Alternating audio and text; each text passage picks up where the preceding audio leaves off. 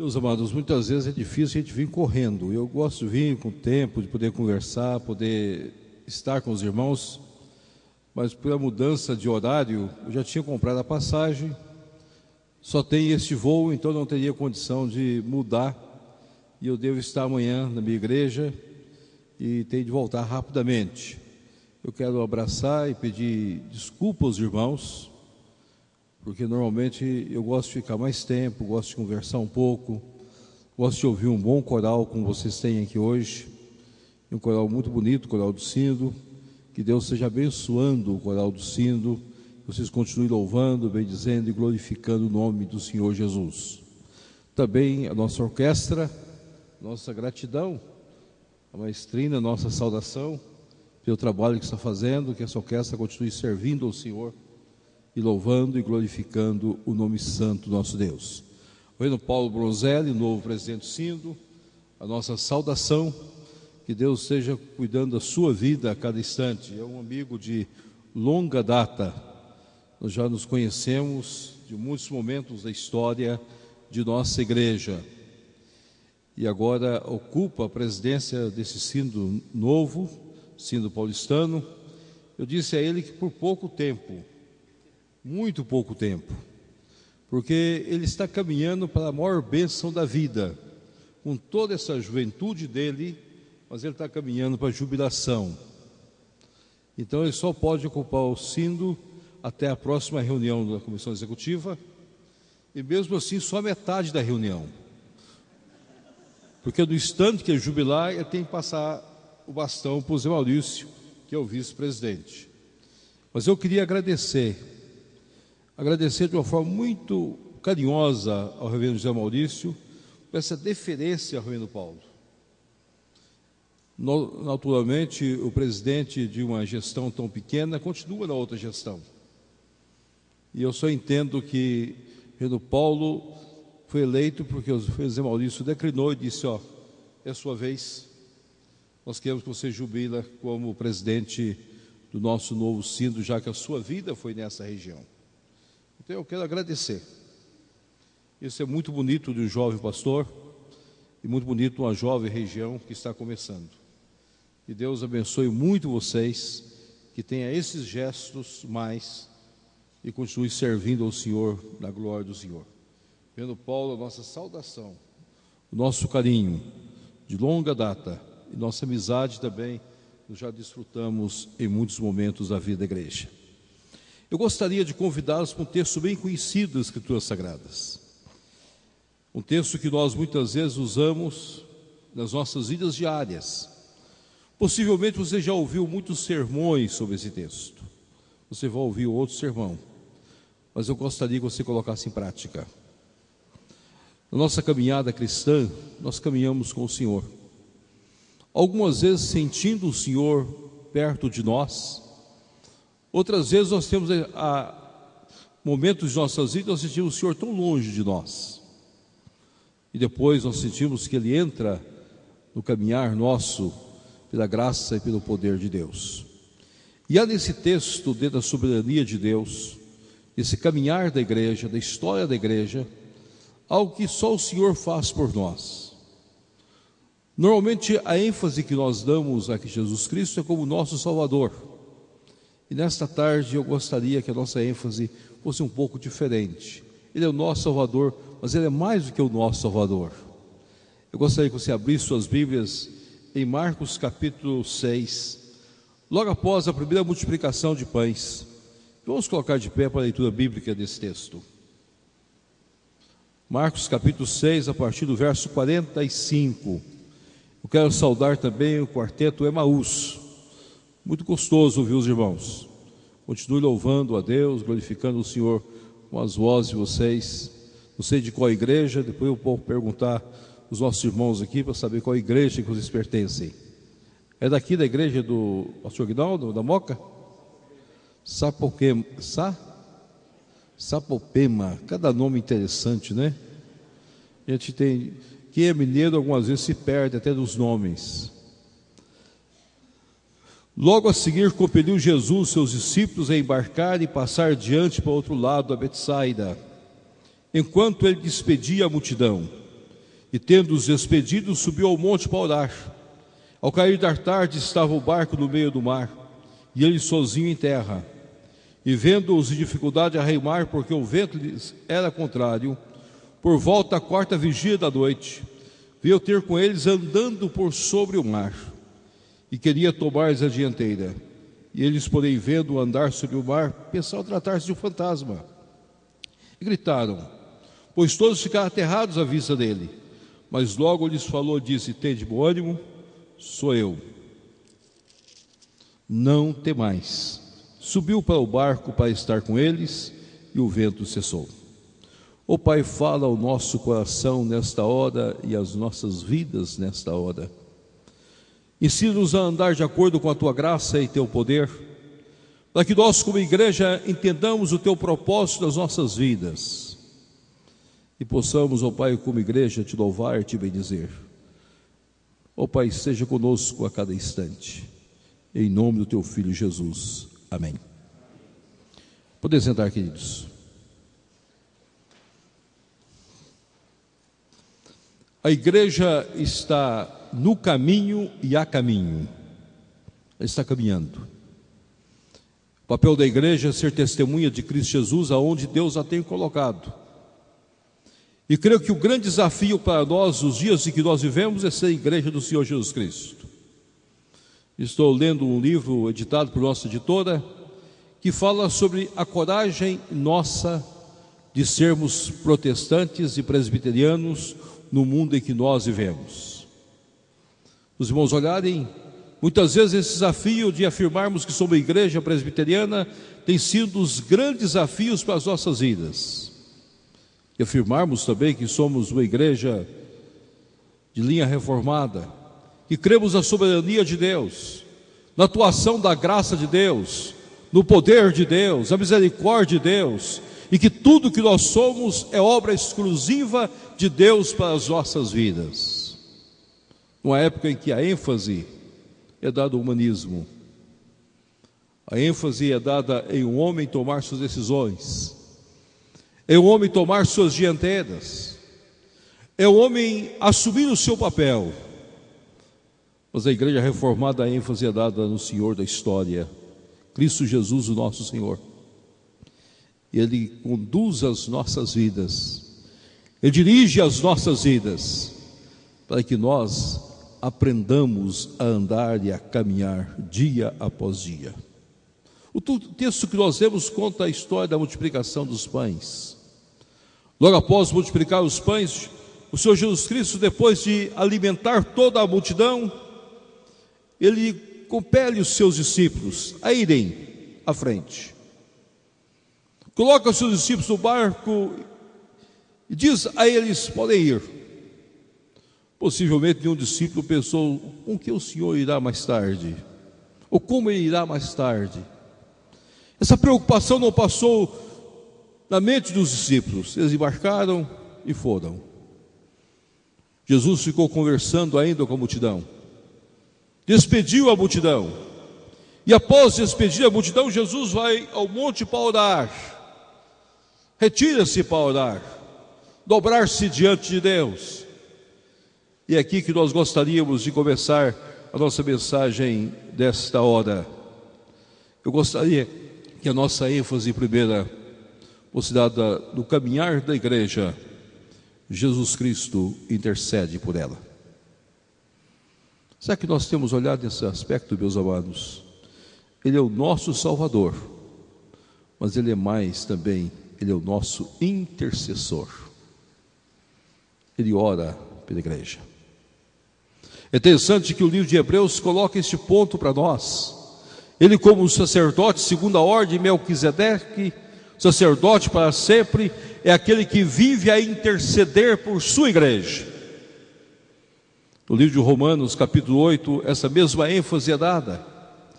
Quando nós somos apresentados diante de Deus e a igreja é colocada diante do Senhor, e uma das grandes perguntas, quem os acusará?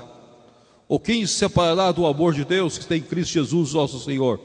E a resposta é que Cristo Jesus, Ele que está por nós, e Ele que intercede por nós, e nós somos justificados em Cristo Jesus, a sua obra por nós. Ele intercede pela igreja. Por isso a igreja tem perseverança, a igreja tem segurança no seu caminhar, a igreja tem história para ser contada. Então, quando coloca esse texto para nós, que Jesus foi ao monte orar, foi orar pelos seus, ali está a essência daquilo que Ele está fazendo até os nossos dias por nós. Nas crises da vida, nas lutas diárias nossas, nós devemos crer que o Senhor está orando por nós. Ele não é só o nosso Salvador, mas Ele é por excelência o nosso intercessor. Por isso nós só podemos chegar a Deus através de Jesus, e por meio de Jesus Ele é o nosso mediador. Não há outro comediadeiro, nem comediadeira. Nesses dias nós tivemos a visita do Papa no Brasil, e eu creio que a maior tristeza que todos os evangélicos tiveram é de ver que a idolatria cresceu de forma assustadora diante dos nossos olhos. Um dos papas mais idólatra de toda a história. Ele pegou a imagem da santa e fez o nome do Pai, do Filho e do Espírito Santo, usando-a e a beijando, num ato não só simbólico, mas num ato de adoração pública, e dizendo que através de Maria que nós chegamos a teu Filho. Não é esta a história bíblica. O grande desafio da igreja é mostrar que é o Senhor que intercede por nós. A garantia que nós temos é porque o Senhor está por nós e está em nós, como igreja e como povo de Deus. Na caminhada da igreja, meus amados, a igreja tem que ter coragem de dizer isso. Não é nós que compramos bênçãos, não é nós que negociamos bênçãos, não somos nós aqueles que estão vendendo as bênçãos espirituais, mas nós vivemos numa igreja e que tem a ousadia de crer que tudo é feito por Deus, para a glória de Deus, e somos levados e dirigidos por Deus. Mas além desse texto, outra verdade que eu gostaria de chamar a atenção: Jesus Cristo não é só aquele que intercede, mas é aquele que vê, que olha e que sabe todas as coisas das nossas vidas. Não há nada nas nossas vidas que nós podemos esconder do Senhor Jesus. Ele viu a situação que se encontravam os seus discípulos. Se mostrarmos um pouco o passado, nós vamos encontrar que Deus viu a situação que Israel se encontrava no período do Egito, e veio em misericórdia sobre o seu povo. O Senhor vê a cada um de nós. Eu creio que aqui está um dos momentos mais sérios para a vida da igreja. Eu creio que a igreja dos nossos dias tem perdido essa visão da visão do Senhor sobre a igreja. Nós queremos viver nossas vidas sem a visão do Senhor sobre a igreja. Como seria diferente a vida da igreja dos nossos dias se a igreja tivesse a percepção exata que o Senhor está vendo cada ato, cada atitude, cada postura e cada momento das nossas vidas? Nada foge ao olhar do Senhor. Ainda a palavra não nos chegou à boca, o Senhor já a conhece toda. O Senhor sabe todas as coisas. O Senhor conhece todas as coisas. Salmo 139 é um dos salmos que mostra a onisciência, a onipresença e a onisciência de Deus por nós, que nós não podemos fugir em lugar algum, que o Senhor lá estará.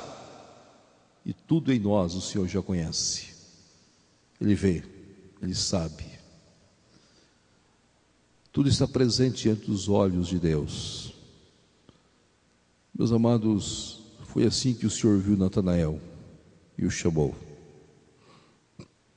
E foi assim que o Senhor olhou para Pedro quando perguntou a Pedro: Pedro, tu me amas mais do que os demais?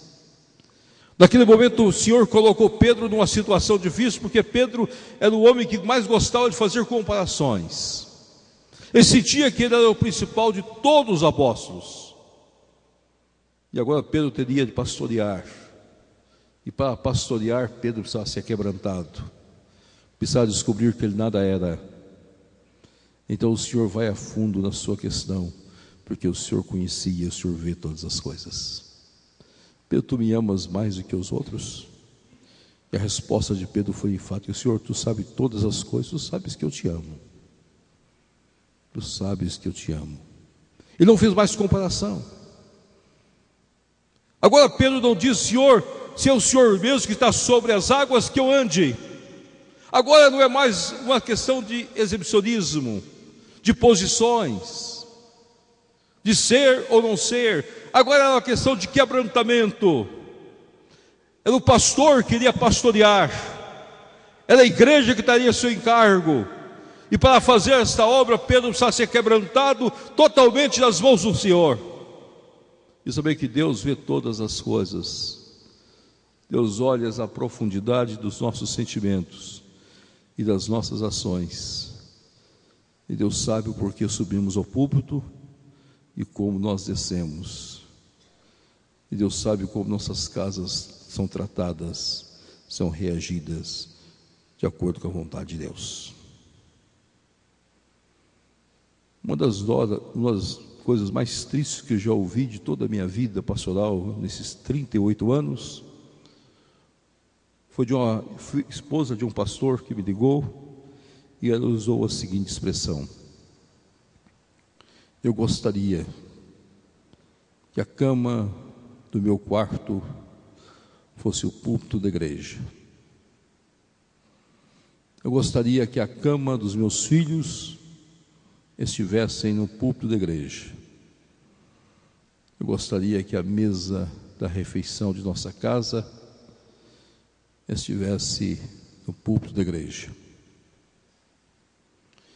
Eu gostaria que a televisão que nós assistimos, os programas, estivessem no púlpito da igreja. Eu gostaria que o computador que o meu esposo usa estivesse no púlpito da igreja. E terminou a história dizendo: pastor, olhe para a minha casa. Meu esposo é um pastor abençoado, um homem de Deus, aos olhos de todos. Uma bênção da igreja.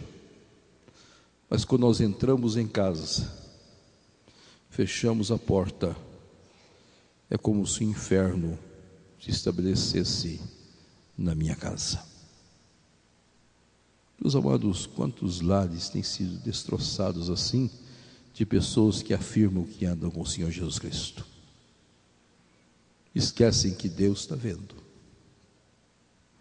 Nós não escondemos de Deus. Deus sabe todas as coisas. Deus sabe todas as coisas. Esse é um dos momentos mais profundos das nossas vidas. Deus sabe porque nós não evangelizamos. Deus sabe porque nós não testemunhamos. Deus sabe porque nós não temos coragem de anunciar que somos crentes no mundo em que nós vivemos. Deus sabe muitas vezes porque não assumimos a nossa fé e o nosso testemunho de sermos crentes. Ele viu os discípulos. Ele vê as nossas dificuldades, Ele vê as nossas lutas, Ele vê os nossos problemas, Ele vê as nossas alegrias e nossas tristezas. Ele está em nós pelo Espírito Santo e participa conosco, mas ao mesmo tempo Ele vê todas as coisas. Mas é interessante que esse texto traz uma outra mensagem que é bem de encontro a isso. Ele veio ao nosso encontro, pelos caminhos que nós muitas vezes nunca imaginamos, e por momentos que nós nunca pensamos. Os discípulos estavam em alto mar, e Jesus veio andando por sobre as águas. Há na história da igreja alguns momentos que nós nunca vamos compreender. Uma das maiores crises da história da igreja, das igrejas reformadas, foi no período da Rainha Vitória, na Inglaterra. Era um período em que havia tantas discussões teológicas naqueles dias, discussões também palacianas, porque o rei Henrique VIII havia adotado o cristianismo por uma questão puramente familiar, não por uma questão de experiência profunda em Deus. Mas graças a Deus no reino havia pessoas crentes, havia pastores crentes, que desenvolveram a fé reformada no seio da Inglaterra. Foi um ato de Deus. Deus conduz a história da maneira que Ele quer conduzir, usando os homens como instrumentos como Ele quer usar. Rainha Maria foi destronada, Maria louca. Isabel assumiu o trono. É um momento crítico da história. Filipe II era rei da Espanha, tinha a maior armada daqueles dias. E Filipe II então toma a decisão de enviar da Espanha a sua armada pelo mar, para chegar na Inglaterra, tirar do trono Elizabeth e estabelecer novamente no trono Maria. Ela foi dada em casamento a Filipe II, aqueles casamentos arranjados naqueles dias históricos, desse período do século XVI. Mas era um momento crítico, século XVI, XVII, era um momento crítico para os puritanos, para os nossos queridos irmãos, para a igreja reformada. Se Elizabeth perdesse o trono, a igreja sofreria reveses muito difíceis. E os nossos irmãos puritanos foram para as praias para orar. A Inglaterra não tinha força militar para enfrentar a armada de Filipe II.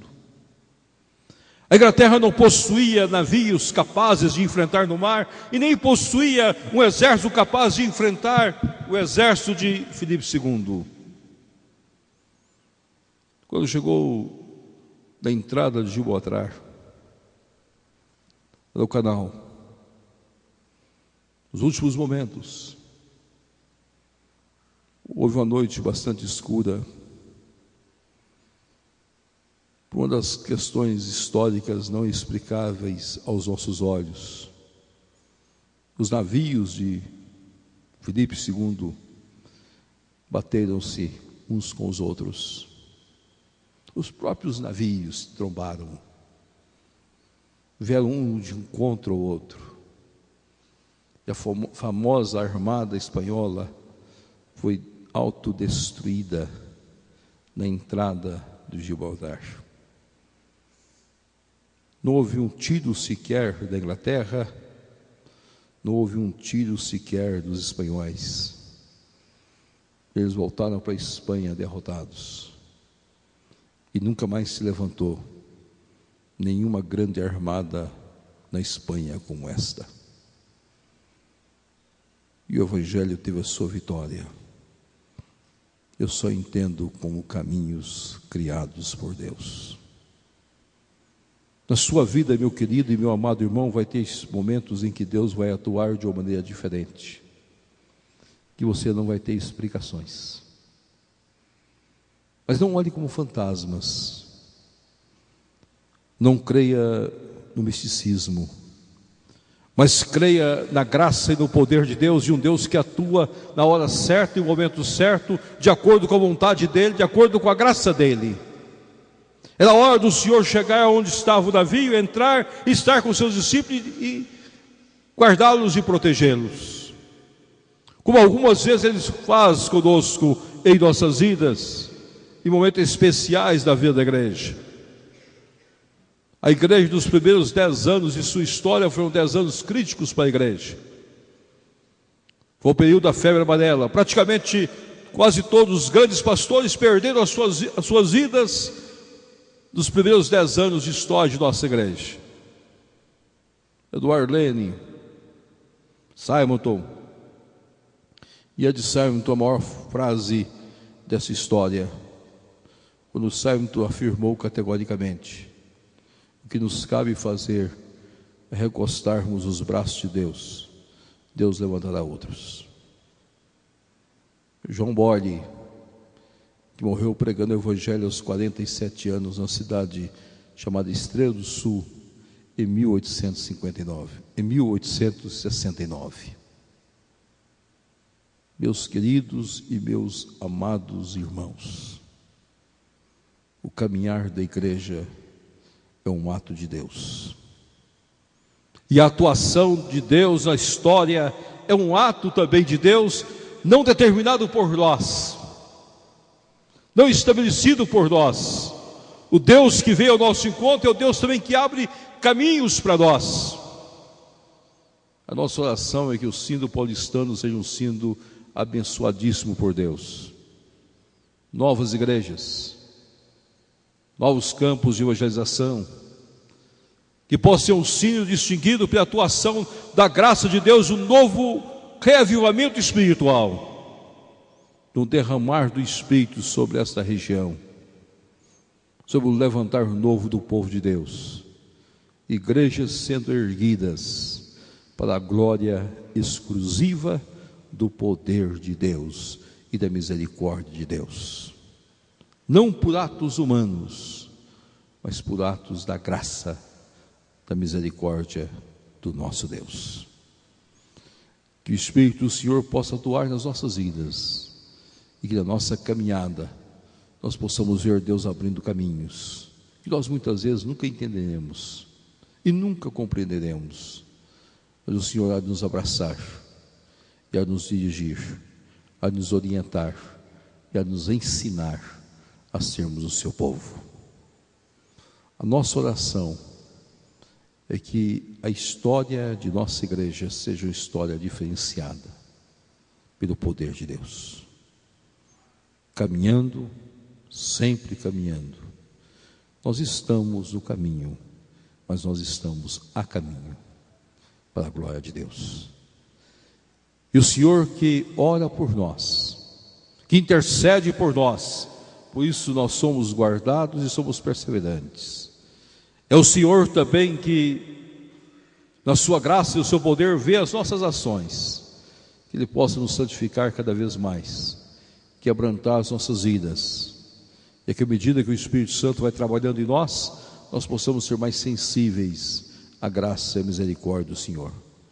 E no atuar de Deus, muitas vezes Ele possa nos fortalecer, nos abraçar nas horas críticas de nossas vidas e nos ensinar a caminhar para a glória, para a honra e louvor dEle. Que Deus nos abençoe. Amém. Eu gostaria de orar nesse instante. Eu quero convidar a diretoria do presbitério para que venha aqui à frente. Eu quero orar com vocês. A executiva do Sino, desculpa. A executiva do Sino. Acabou. Tesoureiro. Tesoureiro. Quem falta no ouvido? Completo.